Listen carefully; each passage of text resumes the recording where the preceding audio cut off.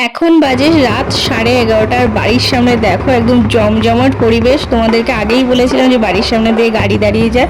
তো রাত্রেবেলায় দেখো পুরো গাড়ি দাঁড়িয়ে গেছে এবং এইটা সারা রাত ধরে মানে ভক্তগণেরা যাবেন ঠাকুর বাড়িতে আমাদের বাড়ির সামনে দিয়ে। তো মানে পুরো জমজমাট একদম পরিবেশ এখানে। আর প্রচণ্ড মেঘও করেছে জানো তো। মানে শুধু একটাই প্রার্থনা ভগবানের কাছে যেন বৃষ্টিটা না হয়, কারণ এত মানুষ, লক্ষ লক্ষ মানুষ আসেন।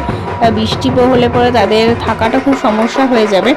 আর দেখো এদিকে দেখেছো প্রচণ্ড ভিড়, মানে আরও ভিড় হবে। এটা জাস্ট শুরু, মানে সবে মাত্র আমি মানে মনে হচ্ছিল যেন যে গাড়ি দাঁড়িয়ে গেছে বাড়ির সামনে, মানে প্রচণ্ড জোরে জোরে আওয়াজ হচ্ছিল। তো বাইরে বেরিয়ে এসে দেখি হ্যাঁ সত্যি একদম দাঁড়িয়ে গেছে। এই মাথা থেকে একদম শেষ মাথা পর্যন্ত গাড়ি দাঁড়িয়ে গেছে। আর এনারা কিছু গাড়ি থেকে নেমে গেছে, নেমে গিয়ে এবার হেঁটে হেঁটেই যাবে ঠাকুর বাড়িতে।